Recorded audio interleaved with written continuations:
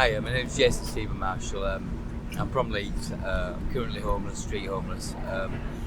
I'll tell you, my last port of call was like last night at a Costco, like a Costco place. I literally was so tired, I laid down at the gates on the pavement with people walking past me and fell asleep in the coat.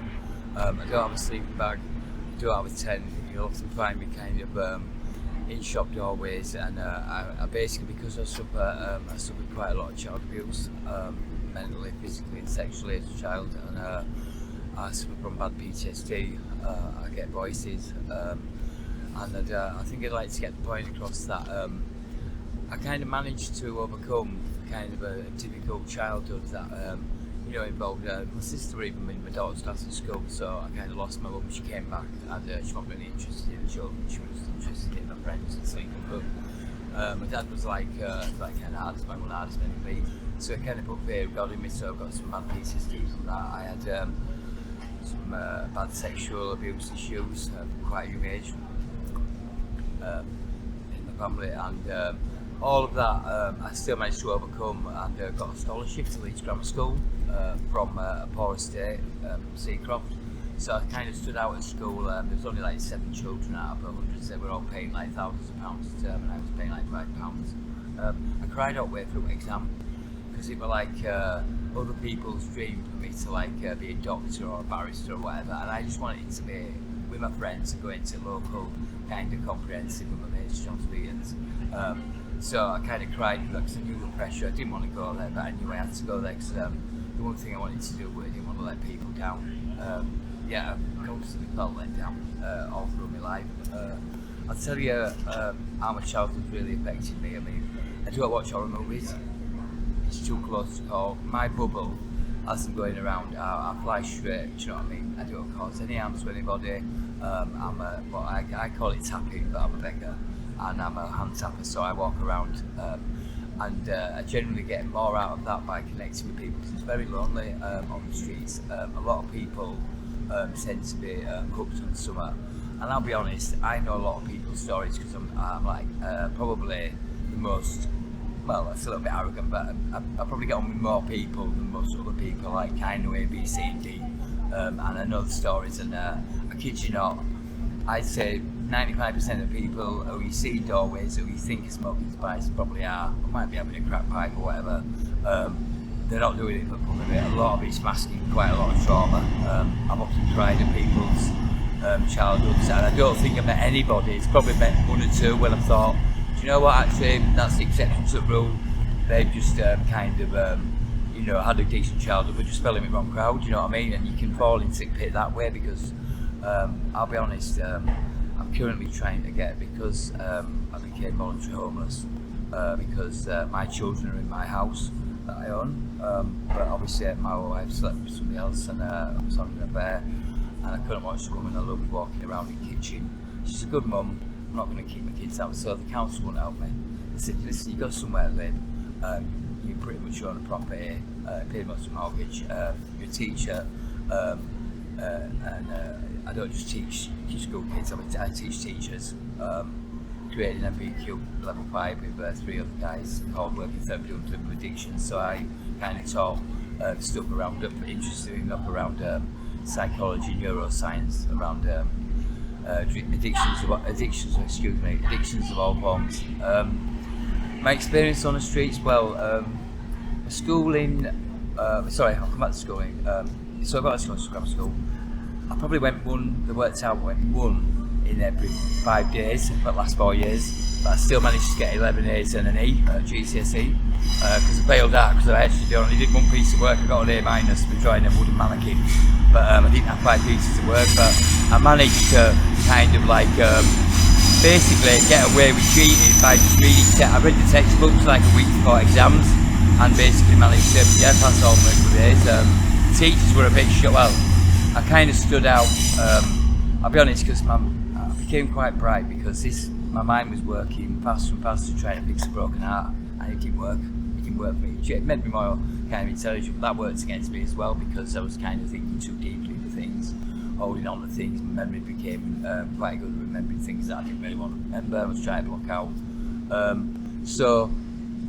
Things were going pretty good.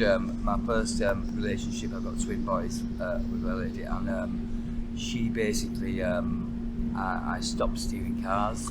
I was a professional car thief. I never drove over the speed limit. I wasn't a joyrider. I nicked cars to order. It's not something I'm proud of, but I did pride myself on the fact that I didn't put anybody at risk. And even police, believe it or not, actually thought I was actually at least in some like with a little bit of style, even if it wasn't the greatest of things. I then I found I sorted myself out, got a job at William Hills, got promoted 3 times in 1 year. But the woman I was in love with and the children with, she was even sleeping with me behind my back pretty much. She slept with everybody, she basically ruined me. So I came out of that relationship very damaged. It kind of like put cherry on cake with all the other stuff, and it was almost like it was a lesson in life where it almost been taught, you know what, no matter what you do, Jason, it's going to go shit, do you know what I mean? And I think I carried that subconsciously for a while, and I met another girl that got 2 children, so the very same night I left, twins mum, and she turned out to be an angel. And you know what, I'll be truly honest, I was never abusive physically or anything like that. I don't believe in hitting women or children. It's a big thing for me because I saw a lot of violence in my childhood, and I've only ever acted in self-defence in terms of like ever being violent with men. I've never actually proactively hit anyone. So I met this little girl, she was an absolute angel, and I turned out to be kind of to a certain extent the abuser because I couldn't get over what I'd been through before, so I didn't treat the right girl the right way when I treated the wrong girl the right way, if you know what I mean. And so I then, that fell apart, and then got married, had another child, and basically sorted myself out again. Started teaching. I moved to Portsmouth originally to get like clean and get away from addictions, and managed to end up I got 98% in my psychology master's degree, got the highest mark in the country. So my nana has like a plaque on the wall that she was to, bless her. My nana was like my saviour, she was like my mum and dad and everything. And I think that's when I went downhill rapidly, when I lost her in 2009. It brought me out really. She was like everything to me. And she's actually, believe it or not, channeled through a couple of my girlfriends, and actually come through from heaven and spoke to me. I've actually spoke to my grandma, and I used to argue with her as a kid and say, listen, Nan, there's nobody can judge you but yourself. There's no like perfect. I mean, what do you, it's illogical. I mean, you can't say you've done 944 million good things to 644, so you're going to heaven. I mean, I passed over 4 times, I had a massive heart attack at 19, and came out of my body, and basically you gravitate to the level you are as a person. In terms of, I'll come back to the homelessness. I found, do you know what, you've got not to worry about. People say to me, they say, Jason, very, very polite. They say, I'm never rude because I'm asking for a bit of love and kindness because I refuse to steal, I refuse to hurt anybody for money. So I'm basically just asking if somebody can just help me out. Because I've had problems with getting benefits because of my no fixed abode stuff. Problems with phones being stolen, not being able to get in touch with Universal Credit because it's all online now. So it's messed up, and basically I've just lost the heart with it. So my only source of income is kind of like to ask for a bit of kindness from my fellow human beings. Do you know what? Wonderfully enough, I won't believe news because this experience has given me the knowledge that I'd say 80% of people are good. I'd say 15% are indifferent, don't really care either way. I don't think they're probably apathetic. And I'd say there's probably only 5%, 1 in 20 people that are actually nasty. And when you say evil, I don't think evil exists, you know what I mean? I just think people are not having a good time. And I don't even take that bad way. I did at first, I took it personally, but you know, at the end of the day, I don't know. The person I'm talking to might have lost someone that morning, you know what I mean? I might have lost a job, do you know what I mean? And I'm coming up and asking for a bit of love and kindness, but probably they could do with it more than me. I've just sort of come from an area beast and been up with a friend. We've been like kind of hand tapping near the traffic lights, but there's a police officer up there who knows us quite well, and he's kind of moved us on. He's Jason, you need to go into town and come out of East. I'm currently starting to get some help now from Duncan House. They're pretty much saying, listen, we're starting to get that there's rules, and you do become voluntary homeless, but you can't keep you on streets like this all the time. Do you know what I mean? Just because of the rules. So some people are starting to bend over backwards now. And I won't say break the rules, but starting to see that. There was quite a lot of medication. I couldn't watch the woman I was walking around. I just couldn't do it. I couldn't break, heartbreaking. So I'm currently, hopefully, going to be housed within the next month. Kind of my plans are, I've got a little bit of a problem. No, I wouldn't say it was a massive problem with alcohol, but I tend to find that I have to drink on a night because I suffer bad PTSD. So I'm really hypersensitive to noise and stuff or what's going on. I'm probably the last person who want to be sleeping homeless because let's just say I get frightened quite easily.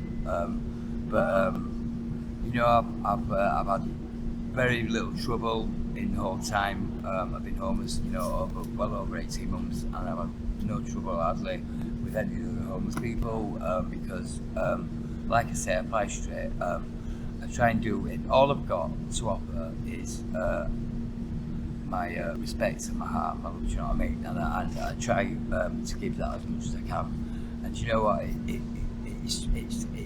It's led me well. Do you know what I mean? It's like I've managed to, for a nerdy, because I'm a bit of a nerd. Do you know what I mean? I love books and I love learning. And let's just say I'm not your classic kind of like homeless guy. You know what I mean? I was reading Bible last night. Do you know what I mean? Like my mate went, "What you reading? You read Bible?" But yes, and I'm just having a gander and that. You just say, "Oh, you should be bloody hell." Do you know what, Jay? I won't change the world.